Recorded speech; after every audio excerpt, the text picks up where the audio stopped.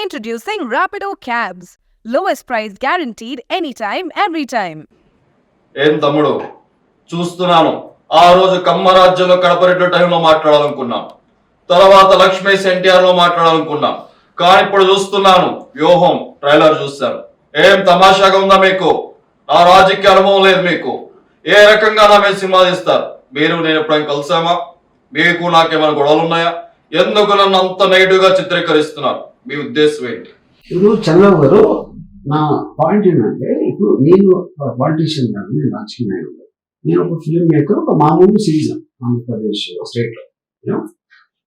So మిమ్మల్ని కలవలేదు, బయట మిమ్మల్ని కలవాల్సిన అవసరం లేదు కదా. మీరు ఒక పొలిటికల్ లీడరు, 40 years ఎక్స్పీరియన్స్ ఉంది, 3 సార్లు సీఎం చేశారు, సెల్ ఫోన్ మీదే తెచ్చారు, అరేబియా మా సముద్రం కూడా తీసుకురావడానికి ట్రై చేసి మధ్యలో ఎక్కడ అవ్వలేదు. ఇలాంటి రకరకాల హైదరాబాద్ ఇలాంటి కంట్రీ సిటీ లేదు మీరు లేకపోతే. కానీ ఇవన్నీ మీరు చెప్తున్నారు, పాయింట్ 1.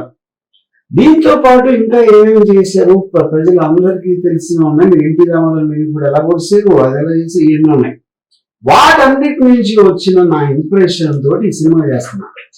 అప్పుడు మీరు ప్రజల్లో ఏం చేస్తున్నారో తెలిసిన నాలెడ్జ్ కి నేను మిమ్మల్ని పర్సనల్ కలిసి నేను మాట్లాడి దాని గురించి దాని మీద తీయలేదు కదా సినిమా. అది నా పాయింట్. అలా కాదు, మీరు ఆ మాదిరిగా చూస్తే జగన్మోహన్ రెడ్డి గారి దగ్గర ఎంత ప్యాకేజ్ తీసుకున్నారు చెప్పండి, మేము అదే ప్యాకేజ్ ఇస్తాము, మమ్మల్ని హైలైట్ గా సినిమా తీయండి మీరు. సార్ మీరు నమ్మిన నమ్మకపోయి నేను ప్యాకేజ్ కోసం, ఎందుకంటే ప్యాకేజ్ అనేది ఇప్పుడు నేను అలాగూ చెప్తే మీరు ఆల్రెడీ ఫిక్స్ అయిపోయారు కాబట్టి మీరు నమ్మరు, ఓకే. కానీ మీరు ఎంత పెద్ద ప్యాకేజ్ ఇచ్చినా, ఒకవేళ జగన్ గారు ఇచ్చారు అనుకున్నా తీరం. ఎందుకంటే ఎన్టీ రామారావు ఎందుకు తీయగా నామాన్ని తీయట్లేదు. ఎన్టీ రామారావు గారు కొన్న క్యారెక్టర్ ని పోర్ట్రేట్ చేయటంలో అక్కడ జరిగిన దాంట్లో దాని మూలాన తీయలేగా. సిమిలర్ గా నేను ఇప్పుడు జగన్ గారిని పాజిటివ్ గా చూపిస్తున్నానని మీరు అనుకుంటే అది నాకు జగన్ గారి మీద ఇంప్రెషన్, నేను దాన్ని ఎప్పుడు దాయి, ఓకే. సో మిమ్మల్ని హీరోగా పెట్టి సినిమా తీయటం అనేది ప్రపంచంలో స్టీవెన్ స్పీల్బర్గ్, జేమ్స్ కెమెరాన్ వల్ల కూడా అవ్వదు. ఎందుకంటే మీరు ఉన్నదే వినలే మొత్తం మీరు, అందుకని నేను కానీ ఎవరు కానీ మీ మీద సినిమా తీయలేదు. కరెక్ట్ గా మీరు ఎలక్షన్ మూమెంట్ లోనే సినిమా రిలీజ్ చేస్తున్నాం, దాని వల్ల నేను చాలా బాధపడుతున్నా. వారి తర్వాత చూస్తే నా కొడుకుని చాలా కామెడీగా చూపిస్తున్నారు. ఇది ఎంత వరకు కరెక్ట్ అని అడుగుతున్నాను ఈ రోజు. సో ఇప్పుడు ఎలక్షన్ లో తీయడం లేదండి, సినిమా తీసిందే ఎలక్షన్ అప్పుడు హాట్ టాపిక్ గా ఉంటది. అందరూ మీరు కానీ మీ ప్రత్యర్థులు కానీ ఎవరైనా కానీ ఉంటారు, న్యూస్ లో ఉంటారు కాబట్టి దానికోసమే తీయడం జరిగింది. అప్పుడు ఎలక్షన్ ముందు తీస్తున్నారు అనే దాంట్లో అర్థం ఉంది. ఇకపోతే మీ కొడుకును కామెడీని చూపెడుతున్నాను అని మీరు అంటే, కామెడీని చూపెట్టకపోతే ఇంకా చూపెడతారా మీరు చెప్పండి. అది మీరు చెప్పగలిగితే నేను చంద్రబాబు నాయుడు ఫిల్మ్ ఇన్స్టిట్యూట్ లో వచ్చి నేను మళ్ళీ నేర్చుకోవడానికి ట్రై చేస్తాను. మీరు ప్రయత్నం చేయండి. తదుపరి మీకు ఇక్కడ చెప్తున్నాను వార్నింగ్, రాబోయే ఎలక్షన్ నేనే గెలుస్తాను. అప్పుడు చూస్తాను, మీకు ముంబై మాఫియా ఉండొచ్చు, దావూద్ ఇబ్రహీం ఉండొచ్చు, కానీ రాబోయే ఎలక్షన్స్ లో విజయం వచ్చిన తర్వాత అప్పుడు చూద్దాం తమ్ముడు.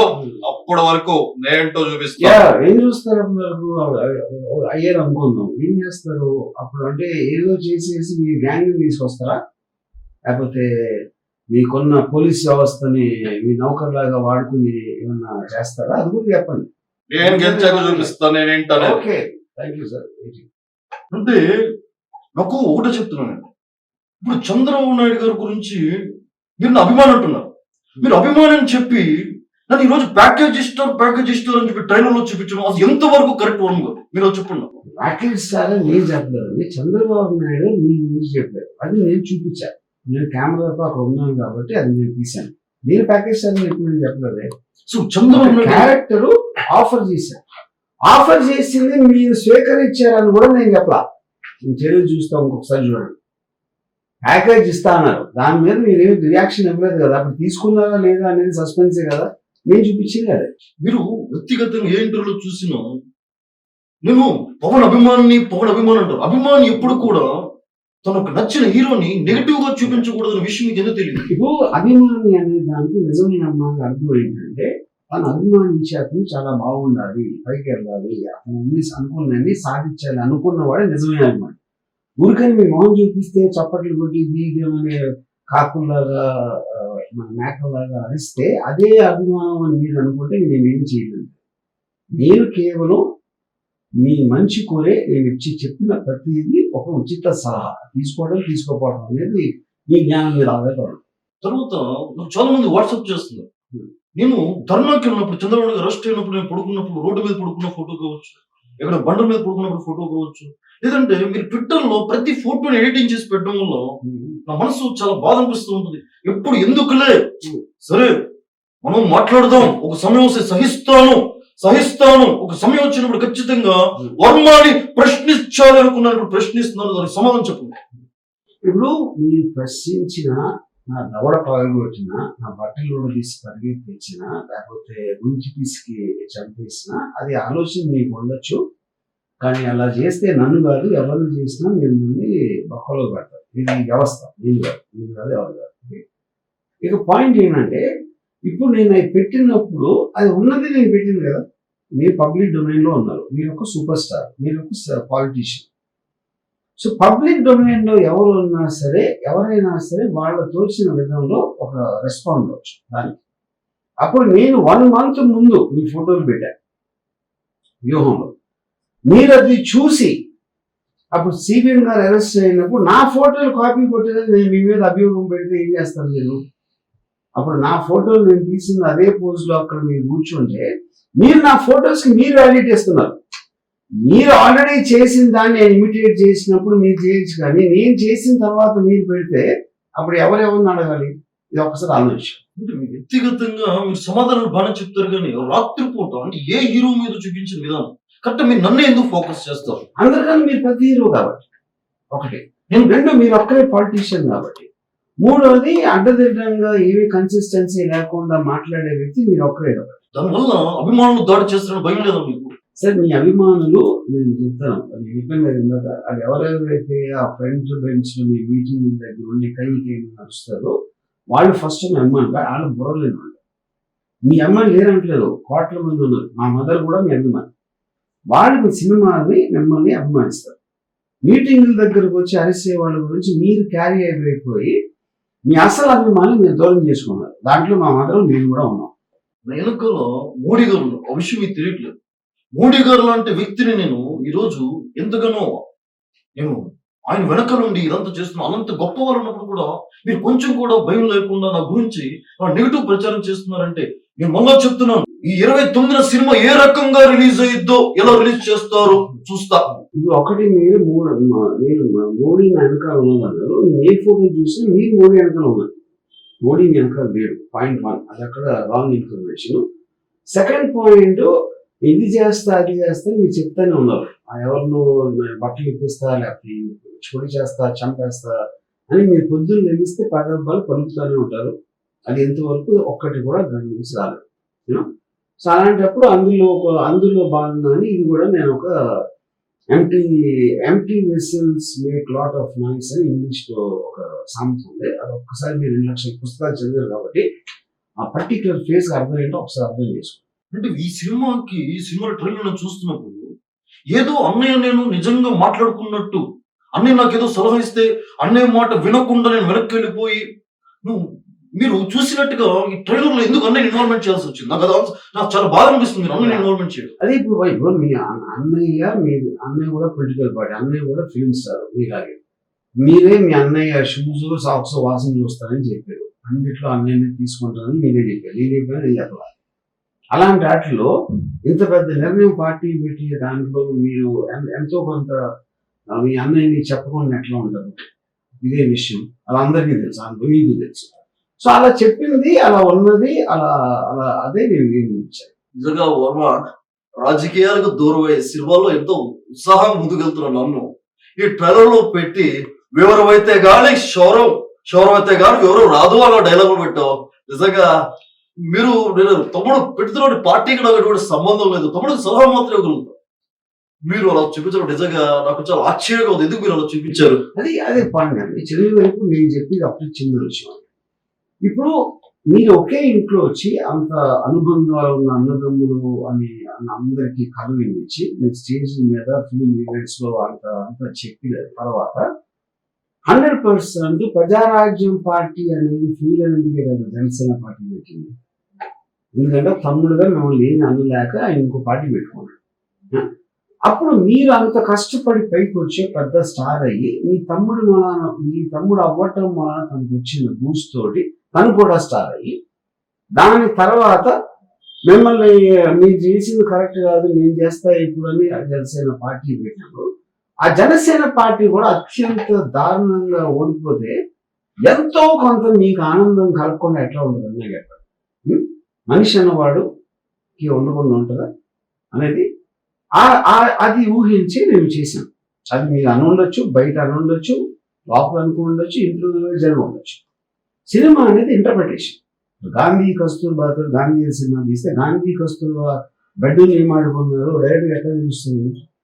ఏ సినిమా అయినా కూడా ఇంటర్ప్రిటేషన్. వాస్తవానికి మీరు మొత్తం దగ్గరుండి చూస్తున్నట్టు మొత్తం విన్నట్టుగా మీరు చిత్రీకరణలో అల్లు అరవింద్ కూడా పక్కన పెట్టడం నిజంగా చాలా బాధ అనిపిస్తుంది. అల్లు అరవింద్ ఎందుకు పెట్టాల్సి వచ్చింది అంటే ఆయన కూడా మీ ఇంట్లో ఇంపార్టెంట్ పర్సన్ కాబట్టి మనకి అల్లు అరవింద్ గారు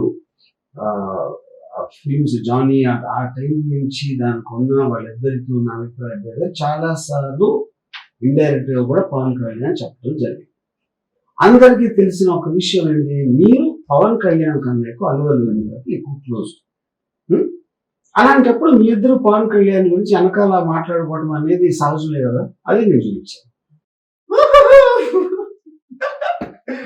చూశారు కదా వర్మ, ఈ సినిమాలో నన్ను పెట్టలేదు, లాస్ట్ సినిమాలో నన్ను బాగా పెట్టావు, జ్యోతిని బాగా చూపించావు, నన్ను బాగా చూపించావు. ఇప్పుడు వ్యూహం సినిమాలో జనాలందరూ కామెడీ ఎక్స్పెక్టేషన్ చేస్తున్నారు కదా, ఈ సినిమాలో నేను ఉన్నానా లేదా, నా పాత్ర తీసావా, క్లారిటీ చెప్పేసి. కామెడియన్ లొకేషన్ ఒక కొత్త యాక్టర్ అందుకని సినిమాలో మీ క్యారెక్టర్ పెట్టాల. అంటే లోకేష్ అంటే పప్పు అంటారు, అతనేనా? మీకు తెలుసు కదా, అందుకని వీడియో చేపిస్తారు కదా. మీరు ఏం చెప్పరు అంటే ఈ సినిమాలో నేను లేను 191 దేశాలు తిరిగాను. ఈ ఎలక్షన్ లో కూడా నేను క్యాంపెయిన్ చేయబోతాను నెక్స్ట్ ఏపీలో. మీరు నన్ను పెట్టాలి కదా, పెడితే కదా అక్కడ జనాలు చూసి కామెడీ చూసేది. ఎందుకు పెట్టలేదు? నేను అదే చెప్తున్నాను, సినిమాలో కామెడీ అనేది ఇంపార్టెంట్, కానీ మీకన్నా బెటర్ కామెడియన్ నాకు దొరికాడు కాబట్టి ఈ సినిమాలో మిమ్మల్ని పెట్టలేదు. కానీ అతి త్వరలో వేరే సినిమా తీయబోతున్నా, దాంట్లో మీరే మెయిన్ హీరో. ఆ బయోగ్రఫీ తీయాలని ఎప్పటి నుంచో అడుగుతున్నా. వ్యూహం తర్వాత మళ్ళీ శబ్దం తీసేస్తున్నారు. నా శబ్దాల గురించి ఎప్పుడు తీస్తారని అడుగుతున్నాను. మీరు మాట్లాడుతున్నారు, మీరు నెక్స్ట్ టైం ఎప్పుడు అన్ని చోట్ల ఎలక్షన్ పోటీ చేస్తారో ఏ సంవత్సరం ఎప్పుడైనా అయితే ఆ రోజున ఉట్టి మీరు ఒక్కరే ఉంటారు, ఏకపాత్ర మీ మీద వస్తుంది సార్. తప్పకుండా కావాలంటే జ్యోతి కూడా యాక్ట్ చేస్తుంది, మంచి జ్యోతి యాక్టింగ్. ఇప్పుడు చాలా మంది మొన్న కమరాజ్యంలో కడప రెడ్డి తీశారు, అందులో నా క్యారెక్టర్ అన్ని క్యారెక్టర్ కంటే బాగా హైలైట్ అయింది. జనాలు కూడా వ్యూహం 29 రిలీజ్ అవుతుంది కదా, ఆ కమెడియన్ తో పాటు లోకేష్ అనే పాత్రతో పాటు పాల్ పాత్ర కూడా పెట్టుంటే బాగుండేదని జనాల ఎక్స్పెక్టేషన్. పాటలను పెట్టారు ఆ సినిమాలో. జనాలు ఎక్స్పెక్ట్ చేస్తున్నారని మీరు అనుకుంటున్నారండి. ఎందుకంటే మీకు వచ్చిన చోట ఓట్ల నంబర్ చూస్తేనే అలాంటి క్రౌడ్ జనాలు అన్ని ఎవరు అందరండి. లక్షల్లో ఉంటే జనాలు అంటారు. 2000, 3000 ఓట్లు వచ్చిన మీరు జనాల ఎక్స్పెక్టేషన్ అంటే ఆ జనాల కామెడీయా మీరు కామెడీ అన్నమాట. సర్వే జన సుఖినో భవంతు, సర్వజనులు సంతోషంగా ఉండాలని నాన్నగారు ఆశీస్సులతో ఈ రోజు పార్టీని స్థాపించి ఎంతో విజయవంతంగా ముందుకెళ్తున్న సమయంలో వర్మ, అటు నా అల్లుడిని అలాగే బావగారిని నేను ప్రతిసారి నీతో చర్చించాలనుకున్నా. కలిసినప్పుడు బాగానే మాట్లాడతాం, కానీ కరెక్ట్ గా ప్రతి ఎలక్షన్ మూమెంట్ లో మొన్న బావగారు జైలుకి వెళ్ళి వయసు పెద్దవైనా ఎన్నో ఇబ్బంది పడి వచ్చాడు. ఇప్పుడు ఈ చిత్రంలో మళ్ళా ఆయన అలా చూపించడం, అల్లుడు అలా చూపించడం, పిల్లలు బాధపడడం, ఇవన్నీ అవసరమా తెలుగు పరిశ్రమలో? అవసరం కనుక చేశాం కదండి. అది టోటల్ దాంట్లో మీరు చెప్పిన అన్నింటి దాంట్లో నా టార్గెట్ నేను ఎందుకు తీసాను అన్న దాన్ని ఆబ్జెక్టివ్స్ రీచ్ అవ్వడానికి నేను చేశాను. మీరేమో అంత పెద్ద కుటుంబంలో ఎన్టీ రామారావు గారి కొడుకు మీరు చేసి అక్కడ ఆ టైంలో మీరు మీ ఓన్ ఫాదర్ కి మీరు వెన్నుపోటు పొడిసిన వాళ్ళతో మీరు చేరి అవన్నీ చేసి దాని తర్వాత అన్ని సంవత్సరాలు అయ్యాక మీరు ఆహా ఛానల్లో దానికి జస్టిఫికేషన్ ఇవ్వడానికి కూడా మీరు సీరియల్గా ట్రై చేస్తే, నా ఉద్దేశంలో మార్వలిస్టిక్ గా మాట్లాడితే రియలిస్టిక్ గా కాకుండా అది మీరు ఇంకా పెద్ద వెనుకబడి పొడిచారు సీరియల్ గా కన్నా ఎక్కువ మీ ఫాదర్ అని నా ఉద్దేశం. అంటే తెలుగు చలనచిత్ర పరిశ్రమలో ఎంతో మంది ఉన్నారు. అందరి మీద తీయకుండా కేవలం అంటే ఒక బాలకృష్ణ ఉన్నారు అనే భయం లేదా మీకు? నాకు ఎవరి మీద భయం లేదండి. నేనంటే నేను కూడా భయపడను. సో పాయింట్ అది ఇప్పుడు నేను మీకు సినిమా తీయను, మీరు నాకు చేయరు, నాకు అది లేదు. ఇంకా పర్సనల్ గా నేను ఒక సిటిజన్ గా నా ఒపీనియన్ చెప్తున్నాను సినిమా. కేవలం ఎందుకు బావగారిని మాత్రమే టార్గెట్ చేయాల్సినటువంటి పరిస్థితి? చాలా రాజకీయ నాయకులు ఉన్నారు, ఎన్నో ఉన్నాయి. నేను కూడా పార్టీలో కీలకమైనటువంటి వ్యక్తిగా ఉన్నాను. అలాగే ఆయన అల్లుడు పాదయాత్ర చేస్తున్నాను. ఈ వ్యూహం ట్రైలర్ లో మొత్తం అల్లుడు జంతుకులు తిన్నట్టుగా అది చిత్రీకరించడం, తర్వాత బావగారిని అని ఎందుకు తెలుగు పరిశ్రమ అంటేనే మన ఇద్దరు ఒక అన్న తమ్ముళ్ళలాగా కళామతని బిడ్డలాగా ఉండాలి. ఏ డైరెక్టర్ చేయని పని కేవలం మీరు మాత్రమే చేస్తున్నారంటే అది తెలుగు సినీ పరిశ్రమలో ఎంతవరకు సమన్వయం? ఇప్పుడు మీరే పవన్ కళ్యాణ్ గారికి వచ్చే వాళ్ళు ఆలోచన అంటారు. మీరే లేదా బ్రెడ్ వేరు బ్రీడ్ వేరు అని మీరే అంటారు. సెగ్రిగేషన్ చేసినంత ఫస్ట్ మీరు ఫస్ట్ ఆఫ్ ఆల్. దాని తర్వాత తెలుగు ఇండస్ట్రీ అంతా కళామతల్లి అంటే మీనింగ్ లేదు. పాయింట్ 1. దాని తర్వాత జంతికల జ్యోతి ఎంట్రీలో చూపిస్తున్న అల్లుడిని అంటే నేను చెప్పాను, అది లొకేషన్ నేను చెప్పాలి. మీరు అనుకుంటే మీకు తెలుసు కాబట్టి మీరు ఎందుకు అనుకుంటున్నారు? కానీ ఎప్పుడు తింటా ఉంటాం, మీరు చూశారు కాబట్టి మీరు ఇన్ఫర్ చేస్తారు. అప్పుడు అది మిమ్మల్ని మీరు ప్రశ్నించుకోవాల్సిన ప్రశ్న నన్ను అడగటం కాదు. చివరిగా సూటి ప్రశ్న, ఎందుకు చంద్రబాబు అంటే ఇష్టం లేదు, ఎందుకు జగన్మోహన్ రెడ్డి అంటే మాత్రం ఇష్టం? ఎందుకు మీరు జగన్మోహన్ రెడ్డికి మిగతా ఇప్పటికీ చాలా చిత్రాలు లక్ష్మీ ఎన్టీఆర్ ఆ సమయంలో కూడా చాలా ఆవేశపడినటువంటి సందర్భం, మరలా ఇప్పుడు ఇది ఎందుకు? దీనికి క్లియర్ ఆన్సర్ అండి. December 29th మీరు ఏదైనా మీ చాలా విలువైన సమయంలో 2 గంటలు కేటాయించి వ్యూహం సినిమా చూస్తే మీకు క్లియర్ కట్ సమాధానం వచ్చేస్తుంది. సరే, నేను కూడా పెద్ద బడా నిర్మాతనే, నేనే ఒక ఎన్టీఆర్ ఆర్ట్స్ తరపు నుంచి మీకు ఇస్తాను. నాన్నగారి మీద ఒక అద్భుతమైన బయోపిక్ తీయండి. రాజశేఖర రెడ్డి గారు చేసిన తప్పు ప్రచారం అది ఎందుకు? కేవలం వైఎస్ కుటుంబాన్ని మాత్రమే హైలైట్ చేస్తూ సినిమాలు తీయడం, నాన్నగారి చరిత్రను చెప్పలేకపోవడం, బావగారు నడిపించడం ఎందుకు? వర్మ గారు చాలా ఆవేశంతో అడుగుతున్నా మిమ్మల్ని. డెఫినెట్ గా మంచి ఐడియా అండి. అప్పుడు మీరు చంద్రబాబుతో కలిసి మీ ఇద్దరూ కలిసి మీ ఫాదర్ని ఎలా వెన్నుపోటుకు వచ్చారు అనే ఒక దాని మీద చాలా డీటెయిల్ గా సినిమా తీయడానికి మంచి డ్రామా ఉంటుంది. అది మీరే ప్రొడ్యూస్ చేస్తానంటే నాకు ఏమాత్రం అభ్యంతరం. ఏదైనప్పుడు కూడా 29న సినిమా ఏ రకంగా రిలీజ్ చేస్తారో, ఏ రకంగా థియేటర్లో అవుతే నా తెలుగు తమ్ముడు సత్తా ఏంటో, నందమూరి అభిమానుల యొక్క సత్తా ఏంటో చూపించే సమయం నాకు వచ్చింది, బావగారికి వచ్చింది. అలాగే నా తమ్ముడు కళ్యాణ్ అభిమానులు కూడా అందరూ చూస్తారు. 29న మీరు ఒక్కలే, మేము ముగ్గురు. మీ వైపు జగన్మోహన్ రెడ్డి ఉండొచ్చు, ఎవరైనా ఉండొచ్చు, ఆర్జీవి ఎంతైనా ఉండొచ్చు, కానీ ముగ్గురు కలిస్తే ఏ రకంగా థియేటర్లో ఆడతారో రిలీజ్ చేస్తారో మేము చూస్తాం. ఇప్పుడు రజనీకాంత్ సినిమా చూసిండ్రు, సినిమా ఒకటే సింగిల్ గా వస్తుంది.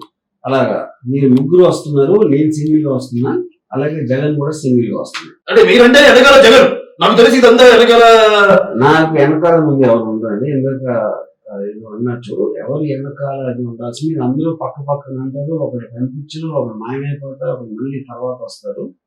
అంత ఇన్కన్సిస్టెన్సీ ఉన్న గ్రూప్ కి నేను ఫస్ట్ నుంచి నేను ఒకదాని మీద నిలబడుతున్నాను. నాకు జగన్ గారు అంటే ఒక మంచి ఇంప్రెషన్ ఉంది, సిబిఎన్ మీద లేదు, దాన్ని నేను ఎప్పుడు మార్చలేదు. మీరు సిబిఎన్ అంటే ఇది అది, లోకేష్ అంటే అది అని ఒక టైంలో గ్రూప్ ఇచ్చారు, ఇప్పుడేమో వాళ్ళ లాంటి మనుషులు లేరు అంటున్నారు. అది మీరు ఆలోచించుకోవాల్సిన విషయం. సరే, 29లో చూద్దాం. సై అంటే సై, ఎవరు గెలుస్తారో ఏ రకంగా. ఒకవేళ సెన్సార్ వాళ్ళు సమయం మీకు ఇచ్చిన 29న థియేటర్కి వచ్చిన, థియేటర్కి జనాలు రావాలి, ఆ థియేటర్ లో సినిమా పడాలి. అప్పటి వరకు సమస్తం యుద్ధానికి సిద్ధంగా మేము ఉన్నాము, మీరు కూడా సిద్ధంగా ఉండండి. ఇప్పుడు డైలాగ్ చెప్పడానికి అఖండ కాదు, లెజెండ్ కాదు, ఇది రియల్ లైఫ్. రియల్ లైఫ్ లో కూడా ఎన్నో రియల్ లైఫ్ లో హీరోలు అనే వాళ్ళు ఉండవు, వ్యవస్థ అనేది ఉంటుంది.